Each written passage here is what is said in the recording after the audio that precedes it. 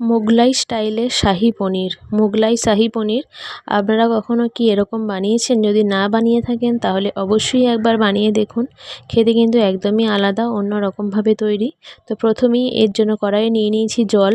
জলের মধ্যে দিয়ে দেবো পেঁয়াজ কুচি। পেঁয়াজ কুচি দেওয়ার পর দিয়ে দেবো আদা কুচি, কাঁচা লঙ্কা, রসুন কুচি, কিছুটা বাদাম, তেজপাতা, বড় এলাচ দুটো, ছোট এলাচ, লবঙ্গ, গোলমরিচ আর দিয়ে দেবো দারুচিনি। মিশিয়ে নিয়ে ভালো করে জলটা ঢাকা দিয়ে ফুটাতে হবে যতক্ষণ না পেঁয়াজ রসুন একটু নরম হয়ে যায়। দেখতেই পাচ্ছেন এগুলো নরম হয়ে গেছে, অনেকক্ষণ ধরে ফুটিয়ে নিয়েছি। এবার তেজপাতা আর দারুচিনিটা জল থেকে তুলে নিয়ে আমি বেটে নেব ঠান্ডা করে। তো এবার তারপর দেখুন আমি কি করছি, কড়ার মধ্যে নিয়ে নিয়েছি 4 থেকে 5 চামচ মতো ঘি। ঘিটা গরম হয়ে গেলে দিয়ে দেবো তেজপাতা আর গোটা জিরে ফোড়ন।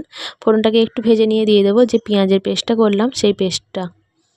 পেঁয়াজটা দিয়ে ভালো করে তেলের মধ্যে ভেজে নিতে হবে যতক্ষণ এর কালারটা একটু চেঞ্জ হয়ে আসে বা একটু ড্রাই ড্রাই হয়ে আসে। এবার এর মধ্যে দিয়ে দেবো 1 বাটি মতো ফেটানো টক দই। টক দইটা দিয়ে ভালো করে কিন্তু মিশিয়ে নিতে হবে যতক্ষণ না গ্রেভিটা ভালো করে কষানো হয়ে যায়।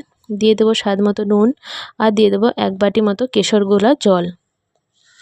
এই কেশরের জলটা কিন্তু অবশ্যই দিতে হবে, তবেই কিন্তু এর শাহি পনিরের যে আসল স্বাদটা সেটি পাওয়া যাবে। ঝোলটা ফুটে উঠলেই দিয়ে দেবো পনিরের কিউবগুলো। এরকম ছোট ছোট করে কিউব করে কাটিয়েছি আমি পনিরগুলো। তো দেখতেই পেলেন কিভাবে তৈরি হয়ে গেল মোগলাই স্টাইলের শাহি পনির।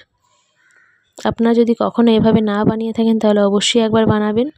শেষকালে দিয়ে দেবো একটু চিনি আর একটু গরম মশলা। তো চলুন দেখতেই পেলেন শেষ হয়ে গেল আমাদের আজকের রেসিপি। কেমন লাগলো অবশ্যই জানাবেন কিন্তু কমেন্ট করে। যদি ভালো লাগে অবশ্যই লাইক করে, কমেন্ট করে, শেয়ার করে পাশে থাকবেন।